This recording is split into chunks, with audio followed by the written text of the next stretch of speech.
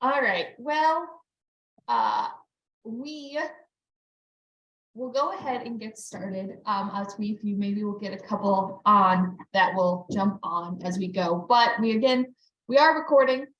So much like the last several of our virtual quarterly meetings, post meeting, the recording will be available on the Coalition's YouTube page for folks to tune back in and watch it should they want to see what they missed. As well as the recording gets posted on the Coalition website on the quarterly meeting page, which for those of you who don't know and for the future, if any of you had trouble with the link, usually the morning of the quarterly meeting, the live Zoom link gets added to the quarterly meeting page on the Coalition website. So for whatever reason, you can't find it or the one that you have isn't working, go check there because you'll be able to get access to the Zoom.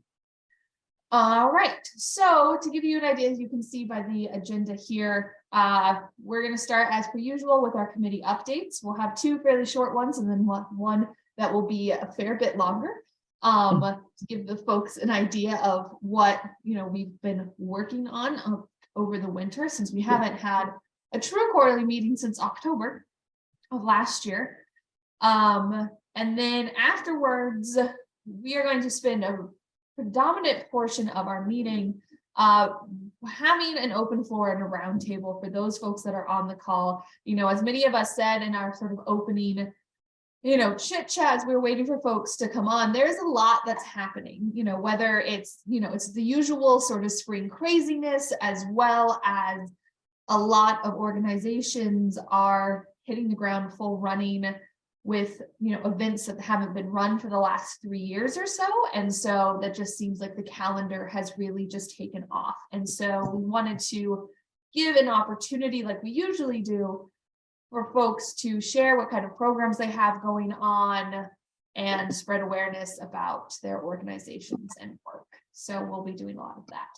And then that's all we have in store for us today. So with that, I will just keep rolling into our committee updates. Maybe it's not letting me advance my slides. Ooh, look, that was even a fancy transition. Okay. I didn't know that was in there. Anyway, as far as our community garden committee goes, now it's just gonna go all crazy.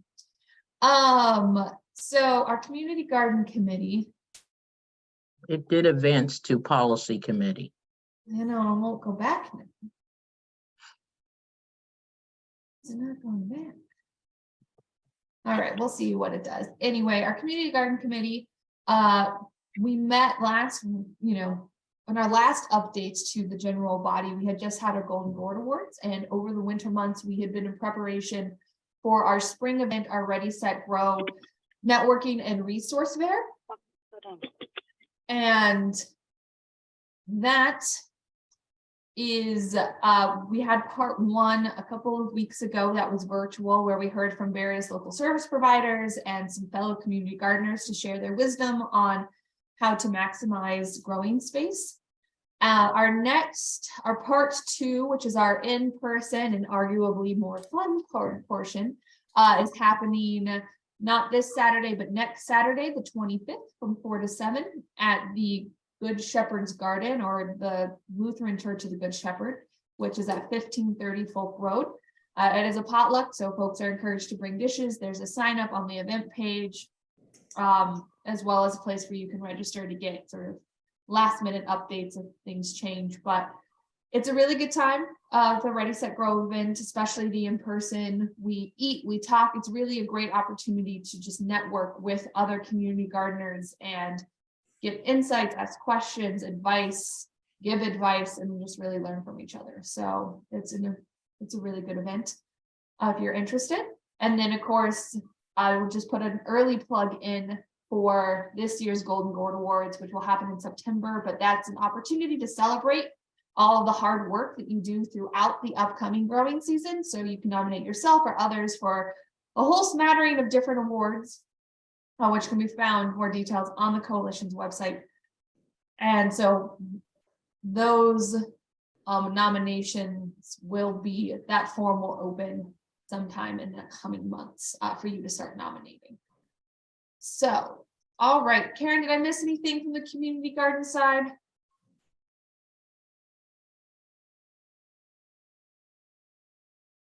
No, that's what we've been doing. Okay, good. I think that's, yeah, pretty much it. So then to the policy committee, which you've now probably all read the slide since it wouldn't go anywhere.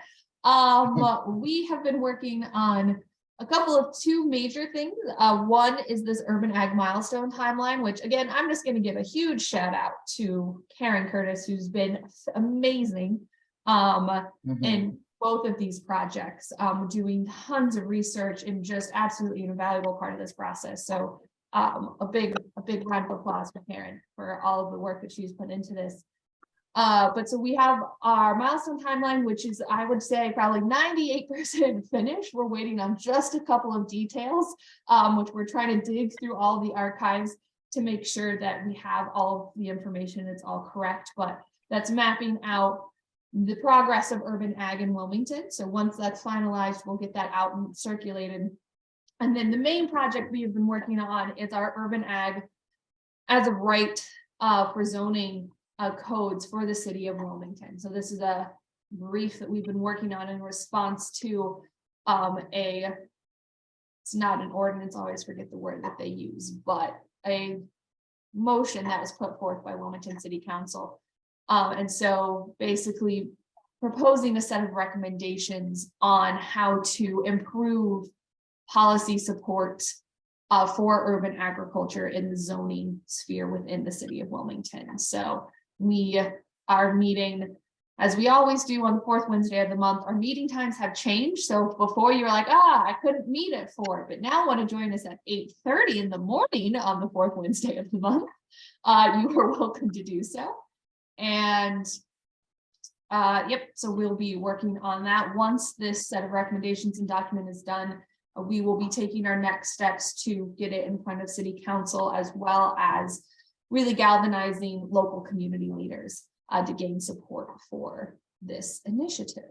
So, And I think one thing to mention on this, Maddie, is that when the city came out with its Resilient Wilmington Climate Plan, which came out last summer, they specifically call in that plan, one of the objectives is to review the zoning code to see what the impediments to urban agriculture are. And they called for working with the coalition. And we had no idea that that was something that was in that plan. right, until it was released. And so we were like, well, good news, we've already started. So it definitely has some momentum for it to move it forward. So we're excited to get this released out into the wild. Excellent. All right, any questions about either community garden committee or the policy committee?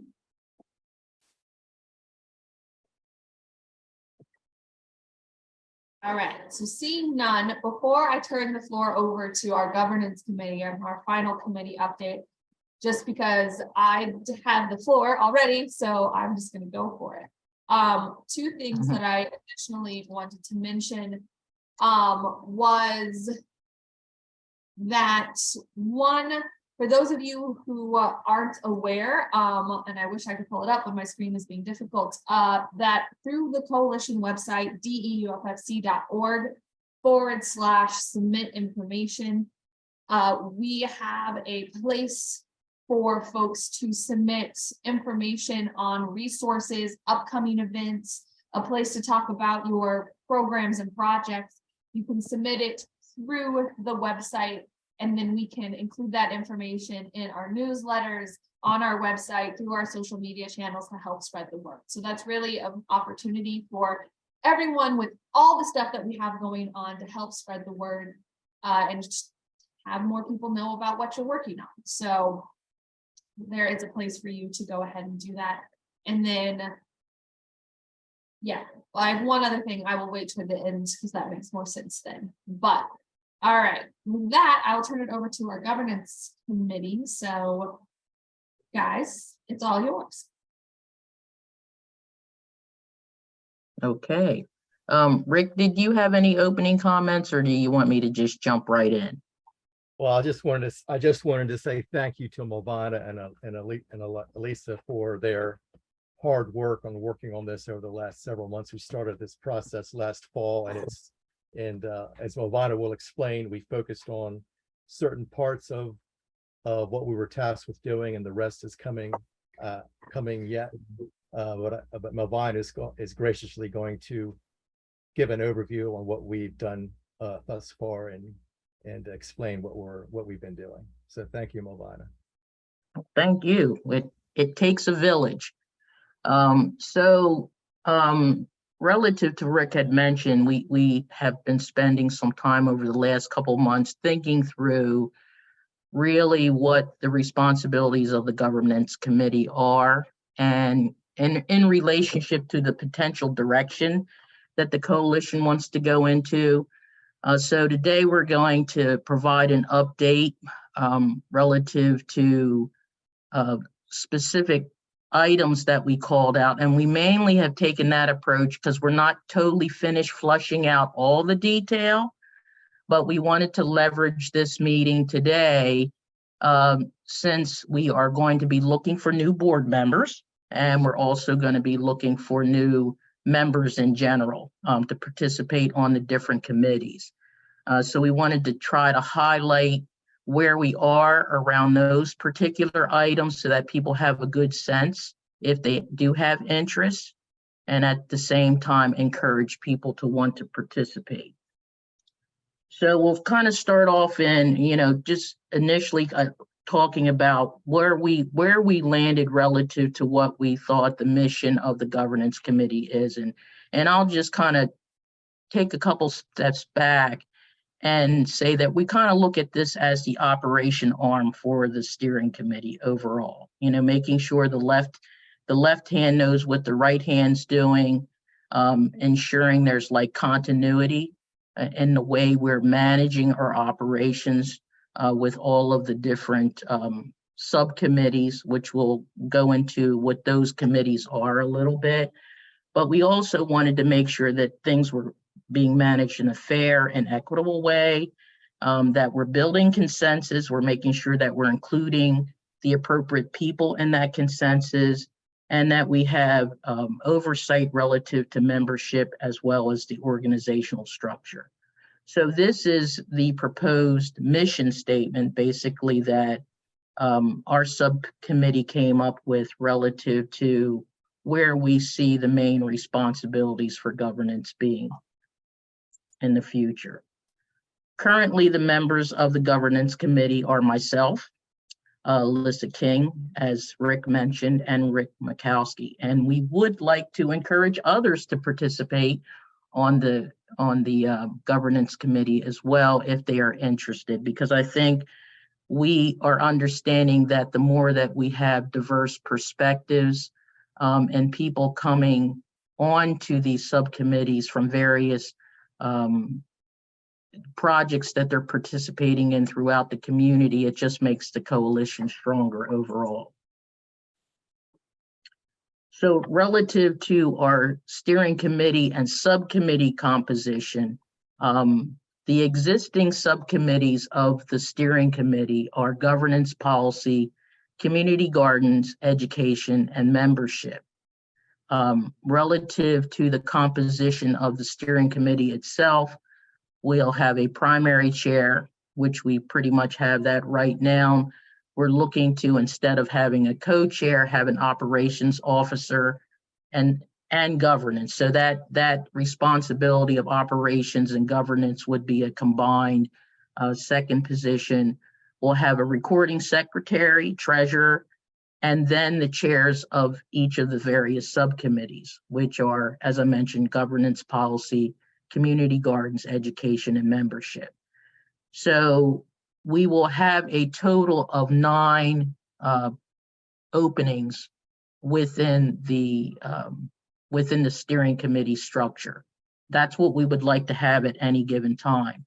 And certainly those positions are going to become open As we move through the process, we are going to be looking to add in, we presently have vacancies on the steering committee right now, which is one of the reasons that we're also having this conversation at this time.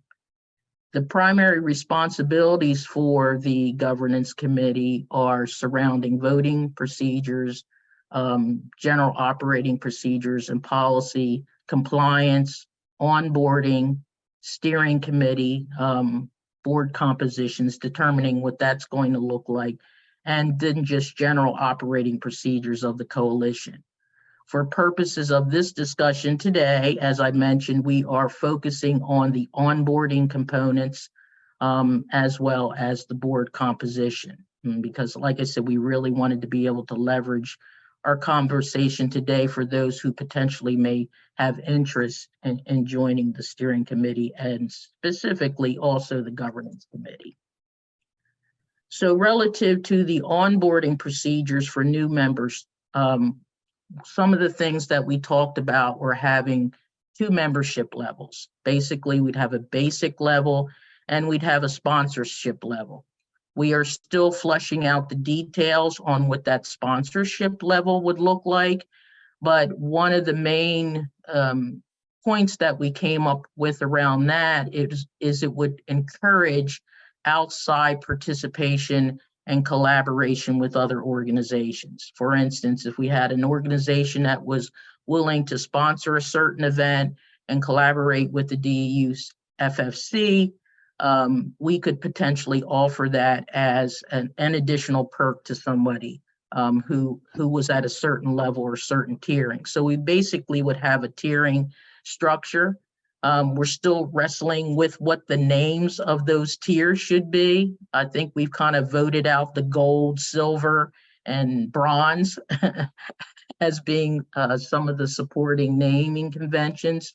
But basically there would be a tiering structure with some specific detail of what those tiers would be able to provide to different members based on their level.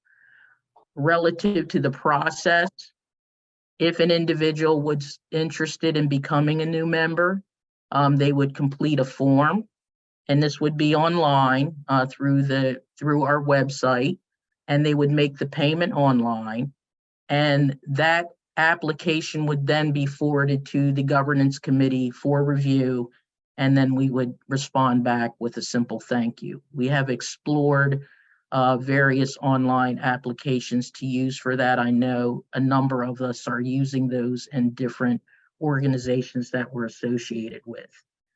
And so one of Could the— I ask a question? Sure. Are you suggesting that everybody would pay some kind of membership fee, not just the sponsorship level? What we're suggesting is that we would have 2 levels. The basic level would be non-pay. Okay.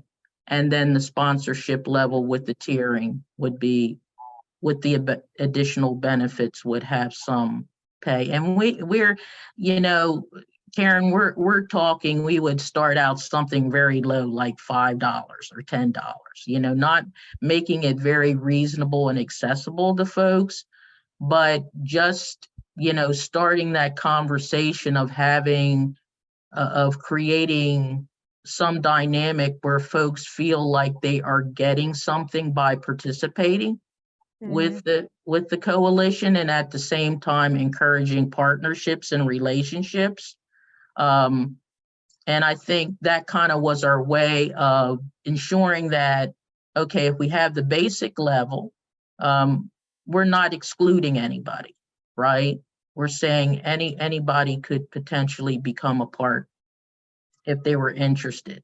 But if they were interested in, you know, some of the additional perks and things that we could potentially offer, then there would be a very, very small fee associated with that. Okay. Okay, Thanks. you're welcome. So, you know, relative to those, you know, becoming a membership, you know, we thought about, okay, somebody says, okay, I want to become a member, you know, what am I going to be able to get from this? You know, depending on whether it is a basic membership or a sponsorship membership. Of course, everyone has voting rights, right? They get a chance to vote for, members of the steering committee as well as, the subcommittees and participate in that process. So that becomes a basic right for everybody. And that's what the thought is, that folks are having the ability to shape, who are the leaders within the coalition structure. If there are certain people that they would like to see in certain roles and they to allow their voice to be heard in some way, that voting portion is a very powerful portion. Relative to the workshops, certainly there are a lot of internal things that are unfunded that we already do within the coalition. So those would pretty much be things that would be assumed under the basic structure. But again, if we have the opportunity to partner with external organizations and offer different types of workshops, which in most cases sometimes could be paid workshops in some way, those could be additional perks, as well as classes and community events.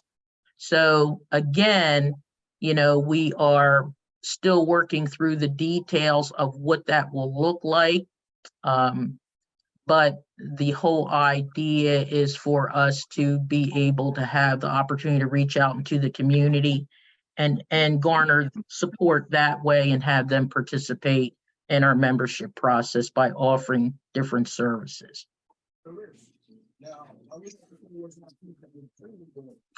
Okay, so does anybody have any questions up to this point?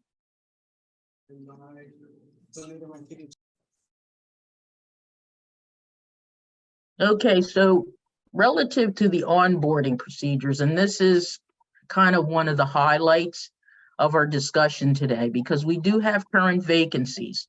And, we would like to really be able to fulfill those vacancies with people who are, presently active in their community and they're looking to onboard and become active participants within the steering committee. We are a working group, and that's one of the things that we really want to promote ongoing.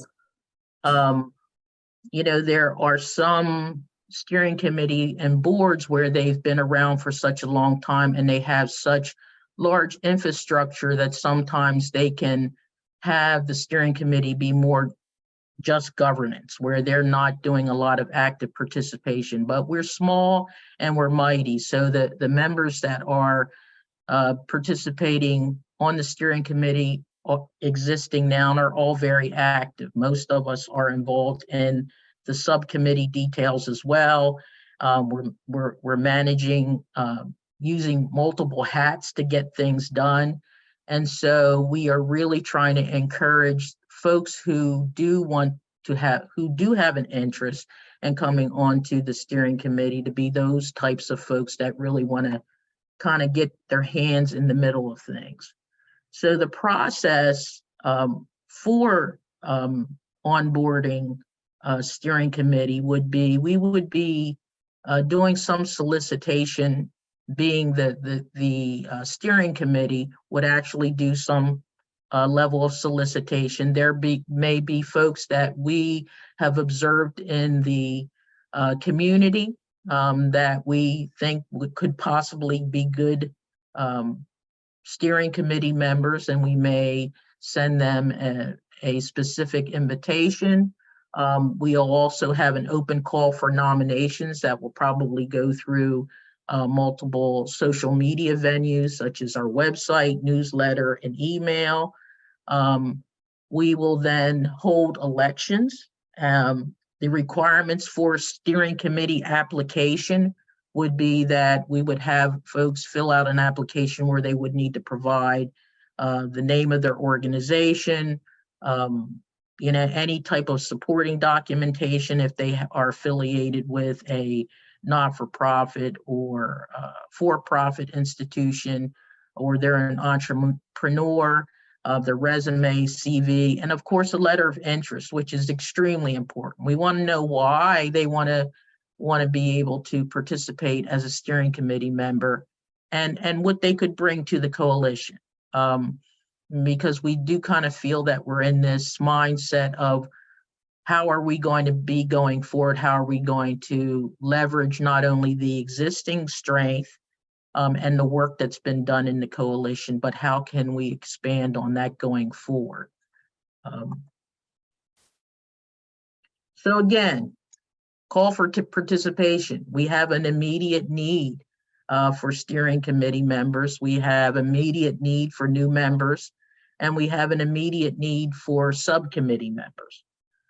So, you know, one of the things that I think is really important, because we are serving in a role where we're trying to support community oversight of this urban ag conversation, that we are able to encourage the participation of folks that are out there in the community actually doing the work and hands-on and familiar with it, because those voices can be brought into the coalition and kind of help to support, you know, the direction as well as the need, right? Because we want to make sure we're connected. We don't want to just operate in a silo. We want to make sure that we're connected to what's going on within the community. So this is, Madison, you're probably surprised that my intent was to get through this relatively quickly. But I wanted to open this up for any questions that folks might have, keeping in mind that we're going to have some additional updates. We would like to have this onboarding process in place by August of this year, because we will be seeking new nominations for both subcommittee, steering committee, and open call for members. So, you know, having said that, again, this is why we wanted to be able to come into this meeting today and kind of set the stage for that, so that people had some basic understanding as to, if they are interested, you know, what were the steps that they would need to take and what would be expected. Alyssa and Rick, do you have anything additional that you would like to add to this?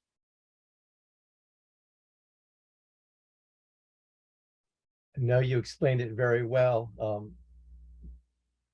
I think it's just, yeah, we, you know, over the years, we've had a little bit of a structure in place, but we feel like now that we've been around for whatever number of years it's been now, that we need to have a more specific process in place, because as we lose people, or as we have responsibilities, we don't have a good way to really go through the process right now in order to get people more directly involved, besides just asking. So we wanted to make it a little bit more formalized process.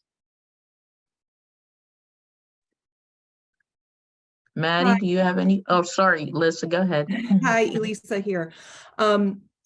Yeah, you've said everything wonderfully, Malvina, and to the point, and I really appreciate that. I would just add that, you know, I think there may be some questions about memberships having cost associated with them, but looking at where we are with the coalition and the amount of funding that we have, I think that this is something that's essential for sustainability of the group and also growth. So if we are ever able to offer other opportunities, other workshops, other who knows what it could be, we need to have some kind of revenue source coming in. But then that also brings in more people. So if you come in, you're invested in the coalition, and then you get to be a part of these opportunities. So just to keep that in mind. But thank you, Malvina. Thank you. The team. I'm Now, gonna go jump ahead, in Madison. with a couple of thoughts, and then Carrie, we'll turn it over to you. You mentioned in the chat that you have a question, but I would just like to mention, I mean, yeah, that was very well done. Thank you for, laying all that out there, because I know you guys have been hard at work for it. But I would like to mention as well that a lot of this push also came from our session that we had last May, where, you know, there were things about, you know, working together and having an understanding of what it means to be in the coalition. And these are questions that were brought up at the time. And so this is our response to that. So this is, in direct correlation to requests by the general membership. So, we're hoping that this stays in line with those visions and wishes that were expressed at that time.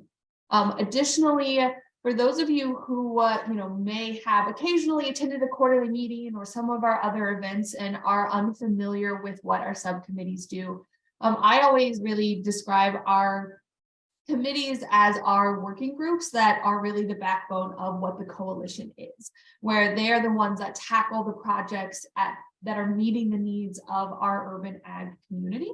And so those are really a great opportunity. If you're like, why do I want to be part of the coalition? They just meet, once every 4 months. Like, we do a lot more than that.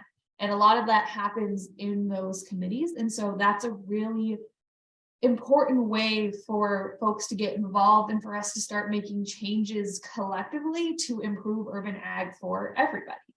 And so if you are even just curious about what those committees are like, please don't hesitate to, reach out, to myself or to Rick. And, you can get sort of the lowdown on what our individual, committees are about, and maybe even sit in on a meeting just so you have a better grasp of all of that. But, we can only do so much with the capacity that we have. And so we are, stronger the more numbers that we have. So please do seriously consider, different ways that you can get involved and support our coalition efforts.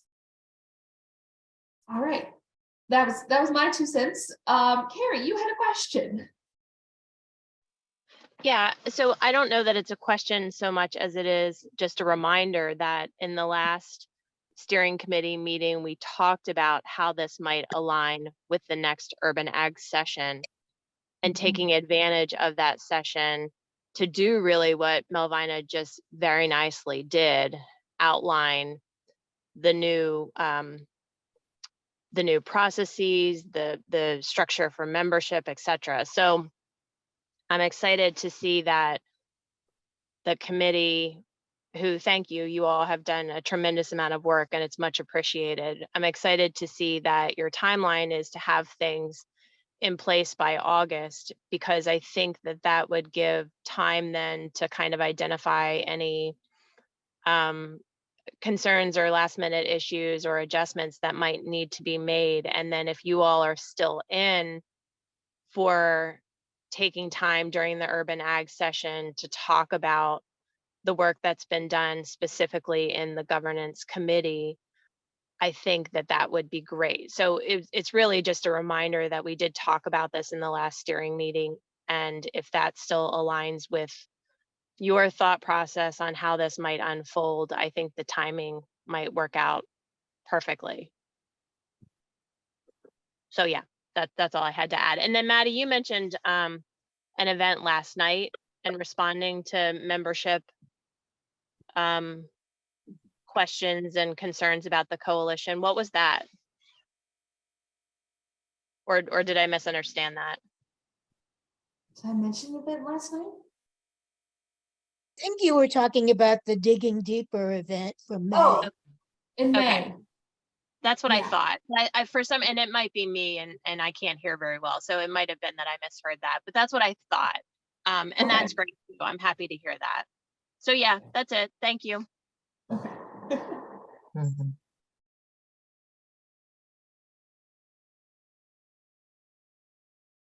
Any other thoughts or comments for our governance committee? I have a question. Hey, everybody. Oh, Hi. I was driving before. I know in the past we had concerns about membership and collecting fees because we were in a nonprofit and where we would keep funds. Mhm. So who would be the controller of the funds? That's a good question, and it's probably something that we need to make sure that we discuss and think about where that would be located. I don't know, Maddie, if you have any initial thoughts around that. Or I mean, this is- Carrie even. Yeah, I mean, as Ruth, as you well know, I mean, this is, yeah, something that has been a constant sort of place of concern. So that is one of those additional details that, you know, we have to iron out and figure out, you know, the sort of the underlying thought process is that it has come to the point where this is really a step that needs to be taken. And so we're gonna have to figure it out. So whatever that looks like. So that's really the next step in that process is, you know, that's one of those major considerations that we're gonna have to finally, you know, make a decision on. Mhm. So we'll put that, make sure that's on the radar.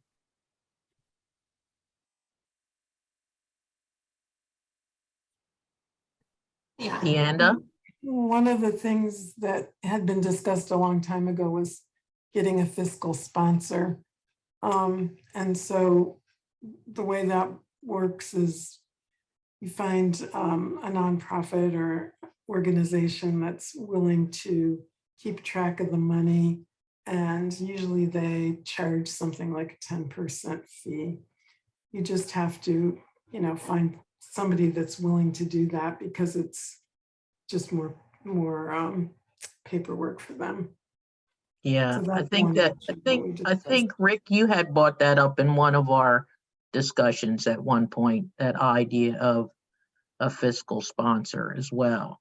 I might have, because it Yeah. is something that's been mentioned in the past. You know. Mm-hmm.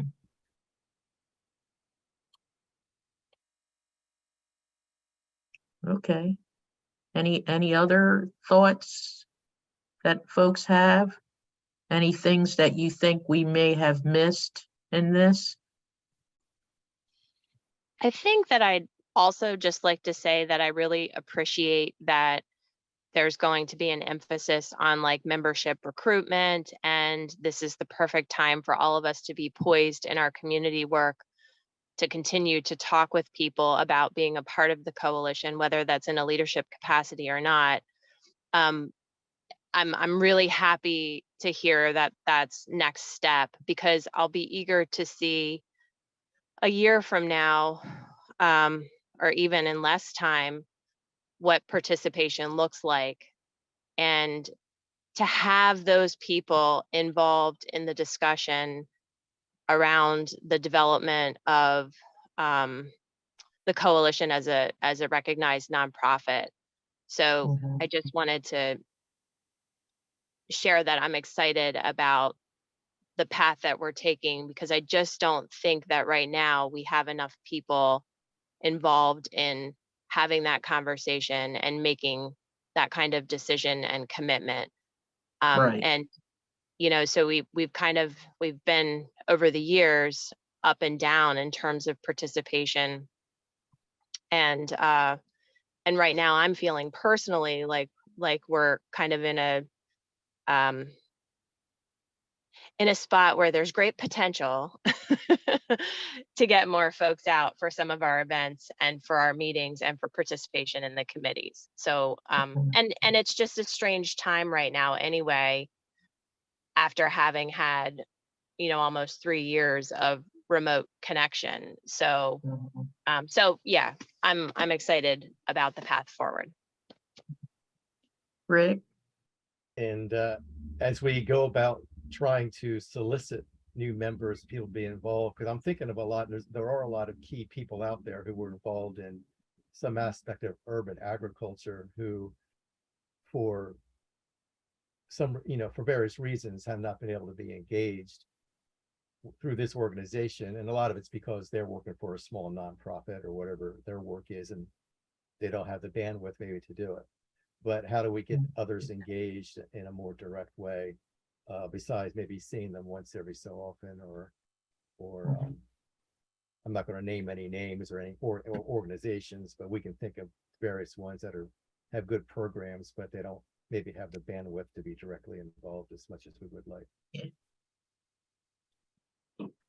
Yeah, and a lot of our discussion has been around we know everybody's wearing multiple hats, not only the folks who are sitting on the coalition, but those outside in the communities that we would love to participate, from Rick's point.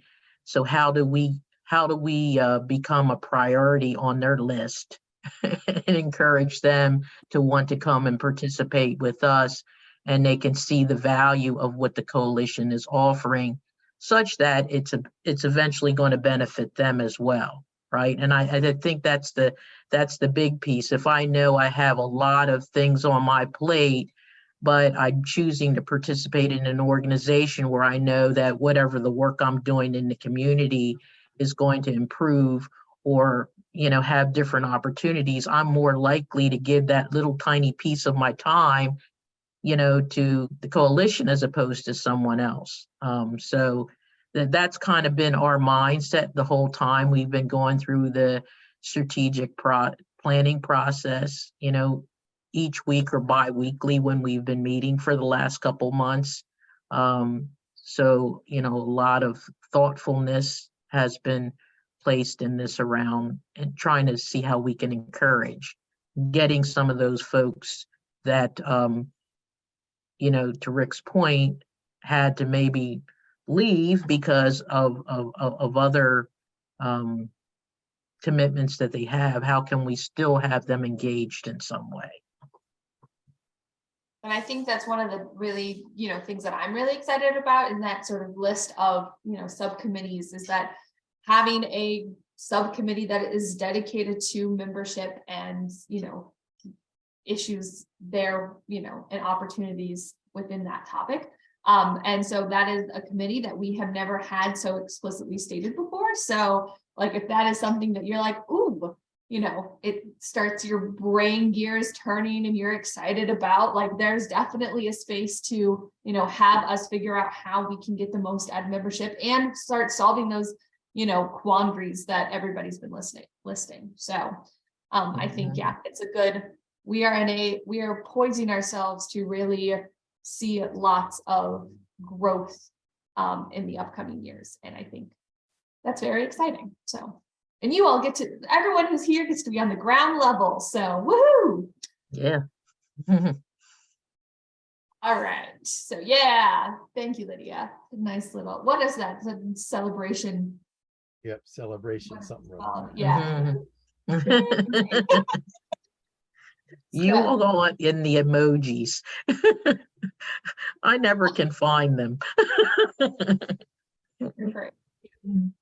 Perfect. All right. So, on a related note, before we turn it open to our, full open floor, one of the things on talking about membership and engagement is that our summer meeting, quarterly meeting, which is happening on July 15th.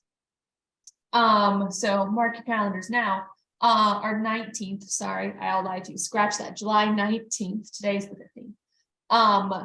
I wanted to pose a question to everybody on how we feel about it being in person versus virtual.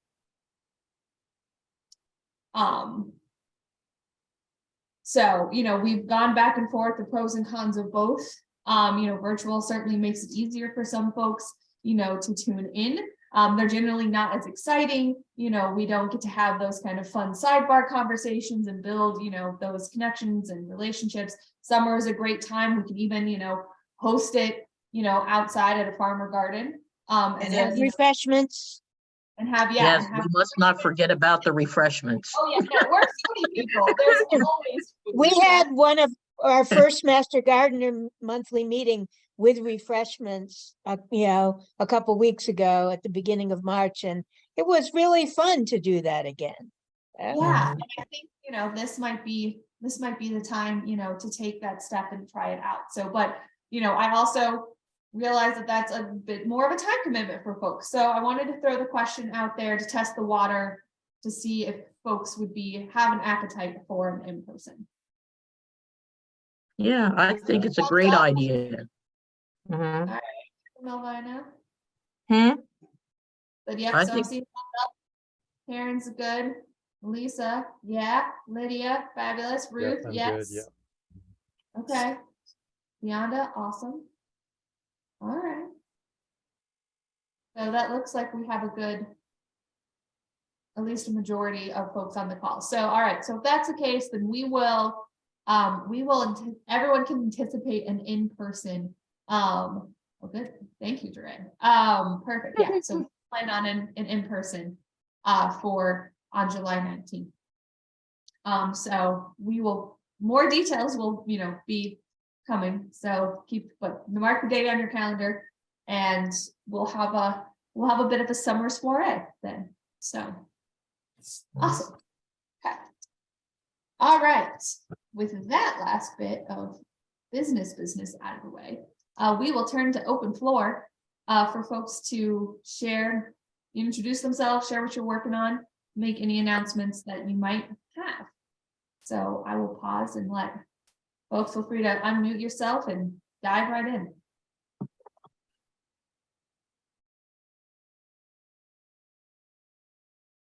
Well, I can say that we are really excited here at HFHK because we've started to plant our spring gardens this week, and we've added 4 new schools this season in total, but 2 new schools in Newcastle County, and they are Lancashire Elementary and Maple Lane.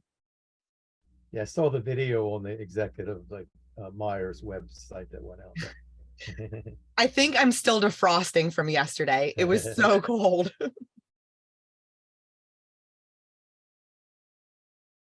Lydia, it's Elisa. I would like to talk to you about Maple Lane because that is where my daughter attends school. So, perfect. Yeah, and I have intentions of starting to do PTA stuff. So, Awesome. get in touch. Good. You know where to find me.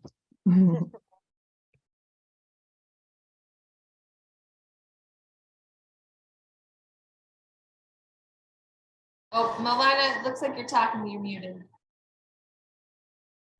That happens quite often. Thankfully, it's good you can see my lips moving.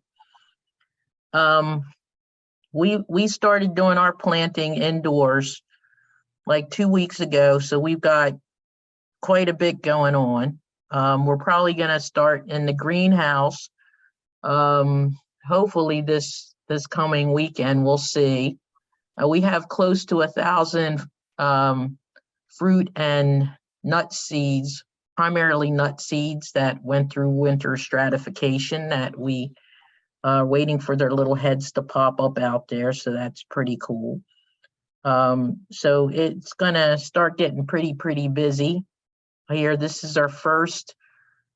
will be our first full season of having the ability to use our indoor growing system along with our greenhouse. So it's a bit of a journey and experiment for us. And so I'm pretty excited about it, but I also think about what's going to happen when all these little green heads start popping up all over the place.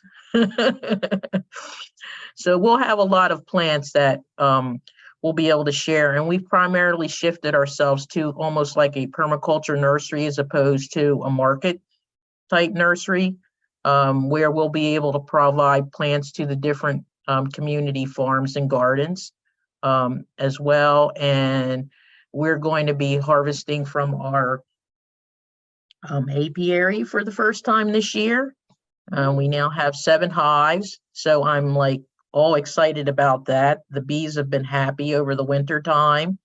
And I've been doing a lot of wild crafting over the winter time too. So we're going to have stuff from our apothecary as well. So yeah, that's all exciting.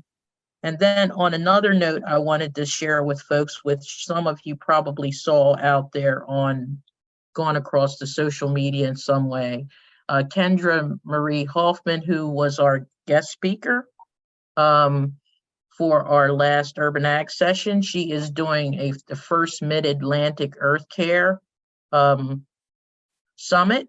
And I've been fortunately asked to be one of the speakers, but there are about 30 speakers. And they're going anywhere from water management to herbalism to urban farming.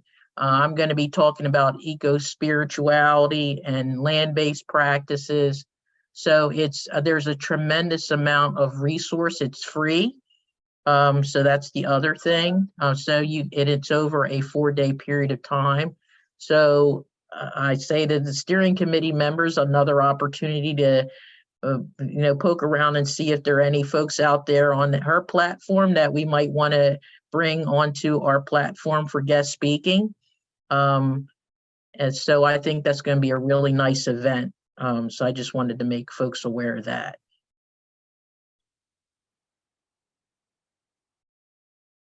I can go next with Master Gardeners. I mentioned briefly when we were chit-chatting earlier that I think all of you know that Master Gardeners have a veggie and fruit demo garden at 461 Wyoming Road. They started planting transplants there yesterday in the wind. I wasn't part of that group. We've got quite a number of things happening. Actually, this weekend, the March to the Garden, multiple workshop on one day event is taking place. And we're also going to be at the Delaware Home and Garden Show at the Chase Center on the riverfront. And let's see, we're working with schools in the Red Clay School District that have they got a grant actually pre-COVID, but things didn't start happening until last year. And we're pairing master gardeners, 1 or 2 master gardeners with the garden coordinator at these schools. And that's starting up again for the spring. We are working with the 2 Urban Promise Academy schools, the Academy on North Market Street and the lower school on Thatcher Street. And we're also working with Habitat for Humanity, Mount Cuba, on a project at the Stubbs Early Learning Center at 11th and Pine in Wilmington. That's going to be a native and pollinator garden at their entrance, a bit around the side on 11th Street. So that's we're going to do a cleanup next week, and then the plantings for that are going to be towards the end of April. So that's a fun project, and that's all I can remember right now. That's a heck of a lot. So that's, yeah. Goodness, you guys are always doing so much, which is great. Karen, I think you need to think about some more things to add to your plate. Yeah, sometimes I think, am I really retired, or I know. did I just get a different job that doesn't pay anything? Join the club. As long as you're having fun doing it. You're having Okay, fun. I am. All right, Ruth, do you have something you want to share? Yeah. So our youth are in the middle of their winter spring session. This is their last week with Mount Cuba. They've been there for 4 weeks now, getting their ecological junior certificate training. We're getting ready for the spring. Spring keeps playing games. We always think we're behind because it gets hot and then it gets cold and it's snowing. So I think we're on track. We received a grant from Highmark, so we're able to increase our reach to seniors this year. Last year we had 50 low-cost shares. This year we'll be doing 70 low-cost shares to seniors. So that's our target audience for our CSAs. It'll be exciting. So we're gonna reach out to a few senior centers and maybe some housing. I think we have a contact at Bayard. I never know how to pronounce that building. There's a bunch of seniors there, and Luther Towers. So we'll be working with those guys. And we'll also be at Cool Springs every Wednesday, where seniors double their bucks. So if they get $10 coupon, they get $25 in produce. I think that's it for now. Awesome. Okay, anybody else? I have some updates, but I'm just gonna let everybody else go because I'll just finish, but. I had a Yes, I was question. gonna say, Dre, I know you have an update, so. Yes, well, today our new farmers started, Mick, and they are ready to get growing. So we're going to start tomorrow with getting the like cooler crops that we can grow started. And this Saturday we have our seed swap from 10 to 1 p.m. Mhm. And we have some changes because the 4-H program is now going to be led by me. So our 4-H program leader is no longer with us. So I'll be leading the charge on that. And we have some chicks coming in that will be, we're incubating them and hatching them. And then we're going to be able to keep a few right there at Bellevue Farms. So that's exciting. We're going to have some chicks. And we have our spring cleanup coming, but that will be on April 1st. So I'll be sending some information out on that most likely tomorrow, but we'll have flyers available at the seed swap. And I think that's it. Awesome. Yeah, I mean, if you haven't been to the Bellevue Farm Seed Swap, it's a good time. So It's a good time. yes, I think several of us So- will be there. So So what's if the you- weather Uh-huh. gonna be? What's the weather supposed to be on Saturday? oh, that's last year it was a little rather Yeah, chilly. it's been chilly a couple times, yeah. Yep, we're It's gonna do our always thing. windy. It's still we're- good. We're gonna do our thing in the morning and sashay over to the seed swap in the afternoon. Yes. Mhm. So, fabulous. Thank you, Dre. Anybody else?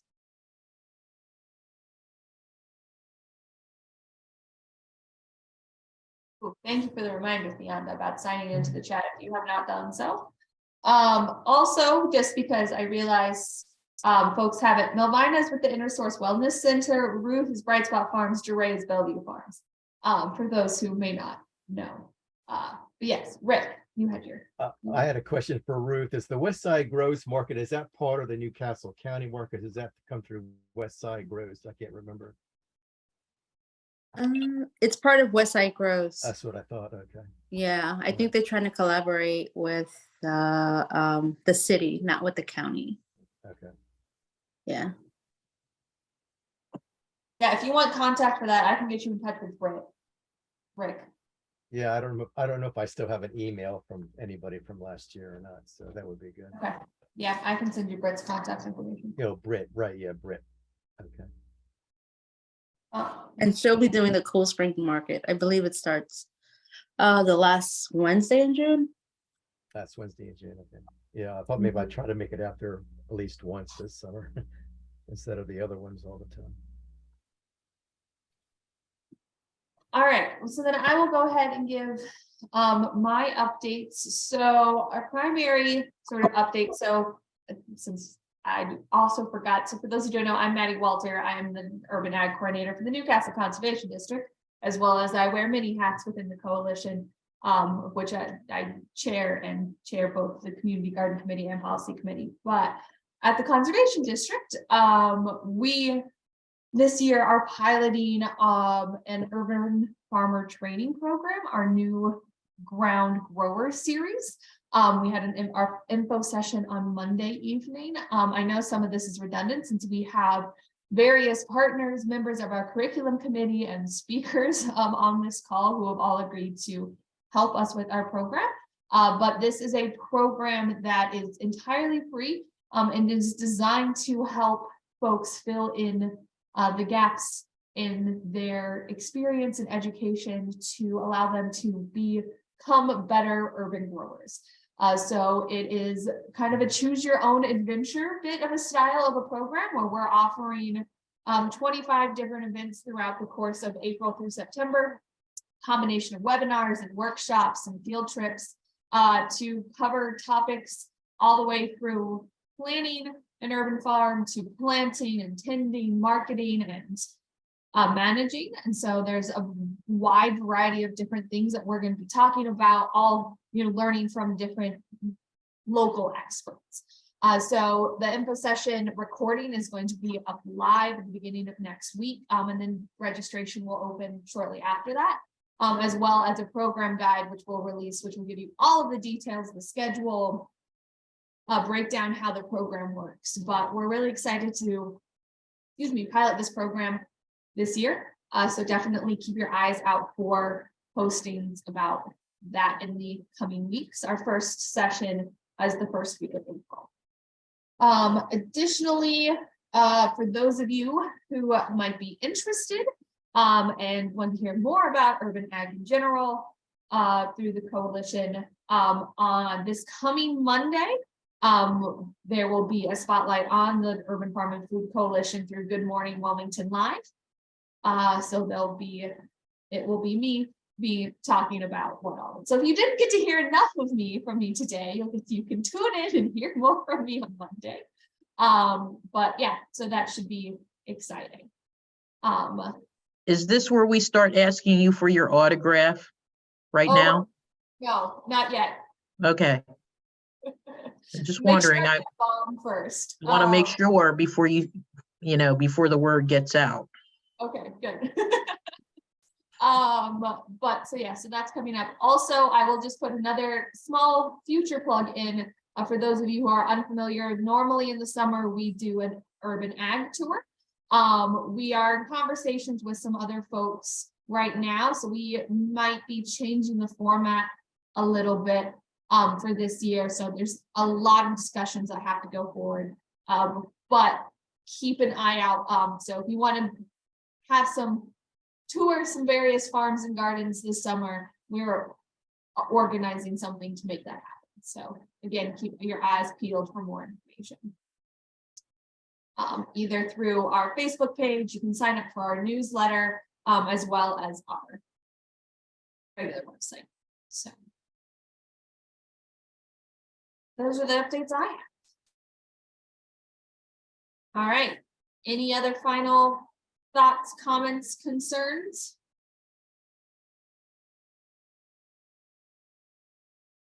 All right, seeing none, I think we are good to adjourn for today. So again, thank you all for joining us, for tuning in. We appreciate you taking the time out of your schedules to join us and support urban ag here in Delaware. And happy planting. Good luck in the upcoming growing season, and we look forward to seeing you in person in July. Yeah. Yay. Yep. Okay, all right, have a